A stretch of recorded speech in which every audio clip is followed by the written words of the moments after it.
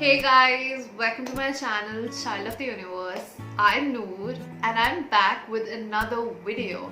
This video is the second part of the heartbreak, loneliness and depression series.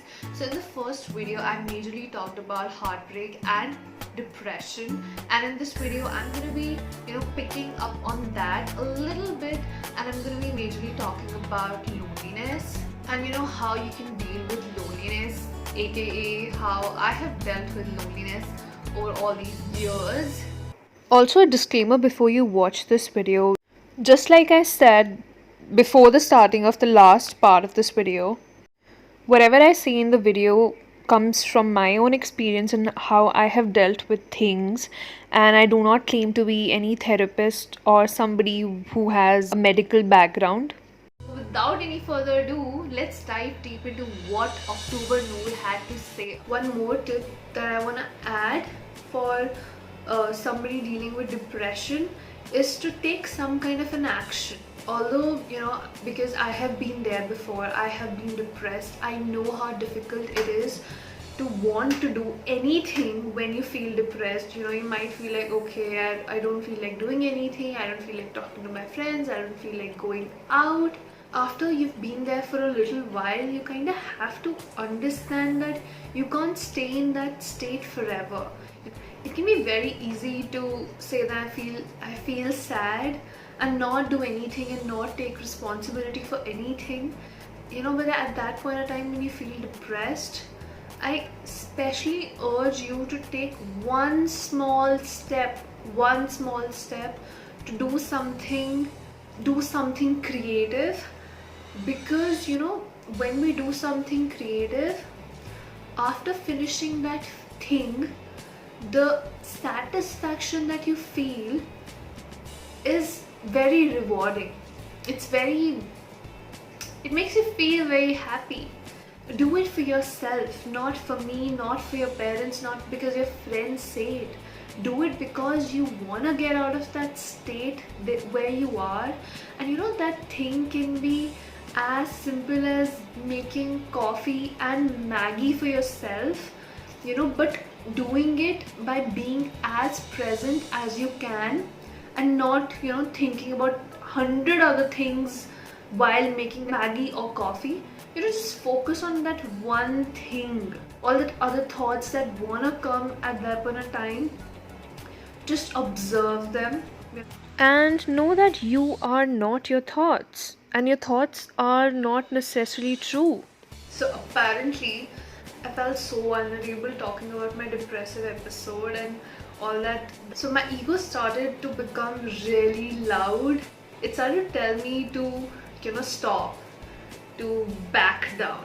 So ego is that part of us that wants us to stay in survival mode. It wants us to stay in our comfort zone and not step out of it. And whenever we try something new, something different, it comes up again and it tries to make you stay in that comfort zone. So you will see footage of past me in between and the me right now that is shooting this video. So my hair might look a little different, but I'm wearing the same t-shirt by the way because I wanted the continuity. So the next question that we got was how to deal with loneliness in quarantine. I know it is hard to be lonely, especially in quarantine. Can be super hard. And sometimes people aren't even lonely. They can be in a room full of people and still feel lonely because everybody is so much in their own world with their own problems that they might not even realize that the person sleeping or sitting next to them is feeling lonely. So there's a great possibility of feeling lonely in a crowd full of people. There are two ways of looking at loneliness. You can look at it like, oh God, I am so alone. I don't have any friends. I don't have a boyfriend. See, she has a boyfriend. He has a best friend. I'm so alone. Oh God, why am I so alone? Why am I not in a relationship, etc, etc. And you can keep on feeling bad for yourself, or you can look at loneliness as it is a blessing, it is an opportunity that God has given you to find who you are, to discover yourself. You know, the best creations often happen when people are alone, because that gives you a lot of time to think. And you know, you can look at the situation like, maybe this is the time that universe has given me to discover who I really am, what I like and what I don't like, what I want to be in my career. So God or universe never does anything without any reason. So maybe this is my time to fly high. This is my time to empower myself and know that the best person that I can depend on till the end of my life is myself. And like I said in the first part of the video, everything that is happening in your life is happening for your highest good. Even when you go through a heartbreak, it's for your highest good. Even when you feel like life sucks, it is for your highest good. Because it's a lesson for you to learn through the hardships that you're going through, and that is why it is for your highest good. You can tell yourself that, you know, whatever is happening for the good, and I accept it, and I am looking forward to the lesson that I'm going to learn in this phase. Acceptance is so important. When you accept something that's bothering you, you take your power away from that thing, that situation, that person, and that is how you feel powerful again. You know, not accepting things, not accepting situations or people the way they are is what brings suffering. It is what keeps us down. Everything is happening exactly the way it should, and that is why in every moment we should practice acceptance. I know it is very easily said and not as easily done, but you know, we can practice it. You know, whenever we notice ourselves not accepting someone or something the way it is, you can stop yourself there and tell yourself, it is all happening for my highest good. Even though it does not feel favorable right now to me, in time I will know why it all happened the way it did. Like I always say, God doesn't want bad for you. He doesn't want to punish you. God only has unconditional love for you. And you know, when something bad happens and people say, why did God do this to me? Blah blah blah. It's karma that comes in to restore the balance. You know, whatever we put out in the universe, it comes back in different ways and forms to us, whether it's good or bad. And it's never God that does it to us, it's just a way of how things work. AKA, the balance has to be restored no matter what. Another way that I have dealt with loneliness is by making God my best friend. Like literally, whenever I felt so lonely, I have relied on God's strength rather than relying on my strength alone. And that has given me so much power, that has given me immense amount of strength, you know, the amount that I can't even give my own self. You know, when you rely on God's strength, miracles happen. When you surrender and when you accept the situation as it is, miracles happen. Write letters to God. You know, I remember in October 2019, I used to go to Brahma Kumari Center. I did a meditation course there, and I remember that, you know, we were being taught there, you know, you can have 5 kinds of relationships with God. You know, you can make God your lover, you can make God your parent, you can make God your best friend, you can make God your child, or you can see God as your guru. You can form any kind of relationship with God. You can rely on God's strength. Whenever you feel that you lack something or someone in your life, let God fill that void in your life. So suppose if your parents are not alive, or if you are in no contact with your parents, you can see God as your parent. Or if you don't have a lover, if you deeply desired to be loved, see God as a lover. Or if you want a best friend that you lack in your life, you can see God as your best friend. You can talk to God whichever way you want, whichever kind of relationship you want to have. And for me personally, I have formed different kinds of relationships with different gods and goddesses, whom I look up to at different times in my life.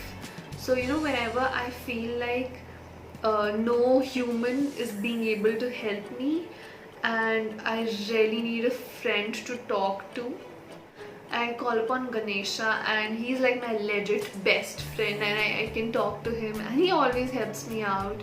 And whenever I feel like I'm struggling with something in my life and I am not able to talk about it with my parents, no offense mom and dad, I love you. At that point of time, I rely upon Goddess Kuan Yin as my eternal divine mother and Guru Nanak Dev Ji as my eternal divine father. So whenever I feel like humans are not able to help me out, I just kind of take refuge in God. That gives me so much of power. For some of you it might sound strange, but try it. It really helps. Also, Brahma Kumaris in India aren't the only one who are teaching this concept of having different kinds of relationships with God. I also listen to a lot of Western teachers and Gabrielle Bernstein. If you watch my videos, you'll know she's my favorite. And this one time she took me on her Instagram show Dear Gabby and helped me with the issues that I was struggling with at that point in time. There's a clip of the live that I had with her in one of the videos wherein I talk about how I was struggling in 2020 and my whole struggle story, and I'll be linking the video somewhere here and you can watch it again. It's called You Are Not Alone in This. She kind of talks about this in her book Spirit Junkie, like how you can make spirit, she calls God as spirit, how you can make spirit as your boyfriend or anything for that matter. I'm so glad that people in West and East are kind of talking about very similar things. So if you're someone who doesn't believe in God and doesn't resonate with all this creating a relationship or connection with God, you can still build up a very strong faith that everything will be okay no matter what, no matter how bad it looks. You don't need to believe in God to have faith that things will work out. In addition to having relationship with God, you can also form a very good relationship with books. Books can really be your best friend. I remember in my childhood, I was a very awkward child. I didn't have a lot of friends. Most of the people didn't really understand me. So books were my best friend and have been my best friend over the years. They've taught me so much. And you learn from books without even experiencing that thing on your own. So many books have so much wisdom in them, and you can let me know in the comments if you want me to make a video about all the different books that I've read and how they have impacted my life so beautifully. I would love to talk about them. And so if you're someone who just can't read books, Amazon has Audible. You can listen to books. Also, there's one app in which you get to listen to the condensed versions of non-fictional books. I forgot the name of that app. I'll put it here. And there's one book free every day. You just have to listen to it for 13 to 15 minutes and you get to learn so much from it. Also, it's not a sponsored video. I use that app and I like it, and that is why I'm telling you to use it. So if you are someone for whom reading books or listening to books is like a complete no-no, you can watch Netflix series and movies which are very empowering, and be very mindful of the content that you consume, because the movies, the series that you watch, the songs you listen to, the people you hang out with, they become a part of who you are. And especially if you're someone who's feeling very alone right now, don't watch violent movies or movies that make you sad. Just watch and listen to content that inspires you, that motivates you, that makes you feel good about yourself. There's thousands of videos on YouTube which are so inspirational, so motivating, and I suggest you to watch only content that brings you up and not the one that pulls you down.